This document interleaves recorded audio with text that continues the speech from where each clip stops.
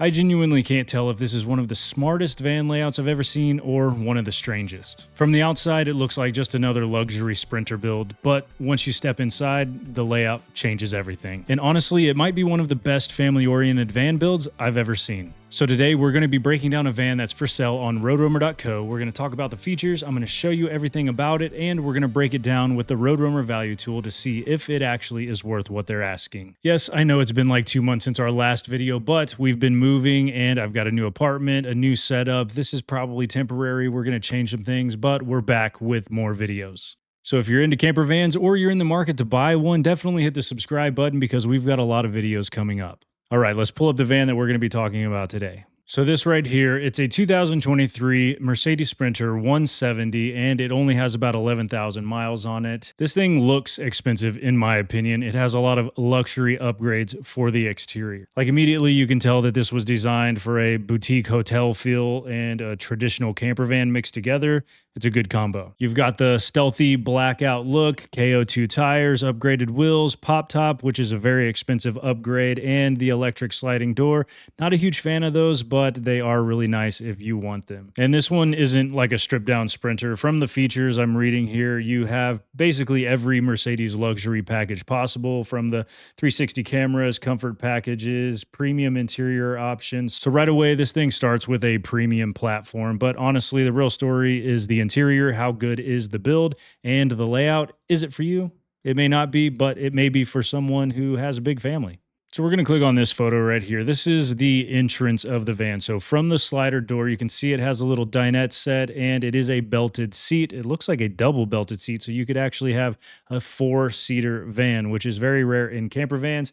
And it's not just a regular seat. I'm not sure which one this is, if it was custom built, but it looks cool. And the yellow is a good pop on there. Now, something that I'm going to be looking for when you have a seat for a van is, can it sleep for? And yes, the answer is yes, because they do have a pop top. If you can see right here, that is actually a pop top tent and it looks really sleek when it's put down. This is a very high end pop top. So we're looking at this so your whole family can actually go with you on the road. You can camp, you can sleep for comfortably, seat for, and get anywhere off road that you want to. So this is actually a really nice thing for the family van. Now we're going to go over some of the design features, such as the copper lighting that we saw here just a second ago. Copper lighting, everything in here is kind of like fancy upscale. I'm really enjoying it, honestly, because it gives you that vibe of like you're in a luxury hotel, but yet you're in your own home. You're traveling, you're with your family, and the black with the live edge wood looks really slick. This looks like a very high-end build. And this van, it has a lot of textures. From the entry door here, you've got a really cool geometric design. The seats have a really cool woven pattern on them. Looks like a really good quality. And there is so many wood grain tones in here. And you've got texture on the ceiling with the spaced slats, as well as all the cushions and the wood grains. It looks beautiful. And I like that this one's not just aesthetics either, because it is very functional. You have this nice large kitchen galley right here. It has a smaller sink on there. Not a huge fan of the small bowls. You have plenty of cabinet space underneath the sink, and it is that L shape, so you can be cooking and cleaning and doing everything all at the same time. The only thing that I think is missing right here is the upper cabinets, which they put this really nice photo and the lighting fixture up there. I would have honestly suggested to put a upper cabinet in there, even if it was an open concept cabinet, something for more storage. Now, when it comes to the electrical system, you can tell this is an upgraded system to power the entire van, and you have quite a bit of power here. This is the Victron full system. So you have your Multi-Plus, you have your Linksys distributor. Everything is run through a very nice system. It looks like it's very clean, very well professionally put together. And I think that this thing would be very rare to run out of power because of the Victron components, lithium batteries. It has solar, it has shore power. So if you're plugged up in a RV park or wherever you can, it is going to have constant power and charging. It's got smart monitoring, so you can actually read it throughout your phone and tell how your van is doing. This kind of stuff is actually very modern, and it matters long term because this is going to outlast a lot of the cheaper Chinese knockoffs. This one is a very good system. Now, I don't know if all the decorations come with it, but they really staged this well. It's almost like they were trying to sell a house or sell an apartment here. It looks really good. And you can see in the ceiling right now, there is a very large hole that is where you enter the rooftop tent. So you actually have to have a ladder that will get you to the top and get into the tent there. So if you're kids or you're younger adults and you want to get up there, super fun. But if you're older, this one may not be for you unless you're going to be taking the grandkids out. So here's the ladder. Here's how you actually get up into the tent. You just pop it out. They probably have a designated spot that the ladder sits. It does collapse, so it doesn't take up a whole lot of space. You can climb up there. You can actually store several things up there, like pillows can stay up on top of there. The mattresses and the covers can usually be folded down into the pop top tent, and it looks super sleek when it's down, so you're not getting a bunch of wind resistance, and the solar is actually on top of that, so it doesn't affect the mechanism that makes the rooftop tent go up. And we're going to talk about the back of the van because this is the best shot of the bed area, because you do have a large divider wall there. That is actually where the bathroom is, and then the kitchen on the other side. But the bed here, it also sleeps too. So like I said earlier, seat 4, sleep 4. It's a perfect combination for you and your family to hit the road. Here's some more live edge here. That is a very nice addition as a frame, as well as more textured. Everything in here just lines up, even up here with the white texture. It looks really cool.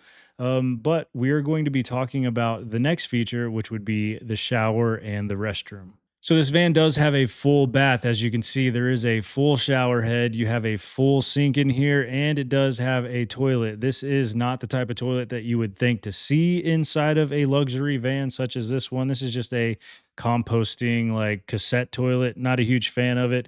You can put that into the hole right there and it just disappears, and then you can take a shower. That's your shower pan at the bottom with raised wood flooring. It's actually really nice to have that in there. But this is a very good shower to have in a van. I would say it's probably about 2 foot by 3 foot, which is pretty normal. And it is a very nice, it looks like possibly the aluminum shower walls, but even if it isn't, it could be a really good addition with the fiberglass walls. Now, having a full shower and bath in a 170 length van is not too difficult. If this was a 144, this would have been a waste of space. I know from personal experience in my van that I owned and built for the first time, I had a full shower in there and it was the biggest waste of space ever. But in a 170, you're getting away with it. Plus, if the whole family's in there, at least one of you guys is going to be stinky and need to take a shower. This is going to be the perfect occasion for you to do it and the place to do it the best. Now, with this vehicle right here, you can tell from the looks of it. You can see it right here. It looks expensive. The rooftop tent adds a huge value to the van. It does have some good suspension upgrades. It has wheels and tires.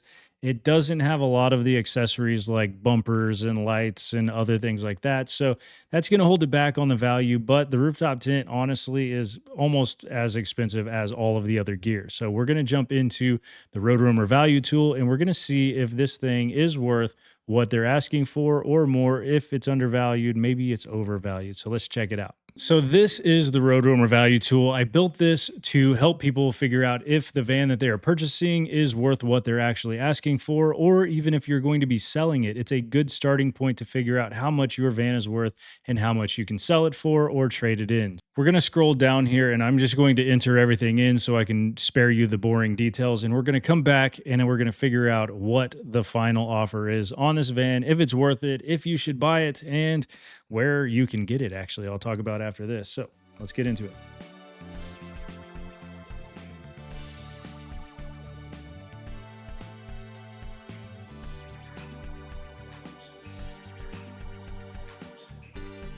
And the grand reveal of the RoadRoamer value is between 114 on the low end. I think that's way too low. And 160 on the high end. 137 is what we think is the fair market value.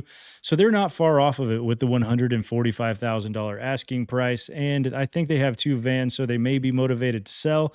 And I think you would really enjoy this if you were looking for a family-friendly van who could get you and your entire family out on the road, traveling and having a lot of fun doing the van life. So honestly, I kind of love this van. It has a very unique layout. It can seat 4, sleep 4, and it has the luxury vibes that you would want in comforts of home pretty much as you're on the road. And I would highly recommend this. So let me know what you guys think in the comments. Thank you for watching. Hit the subscribe button and we will see you in the next video.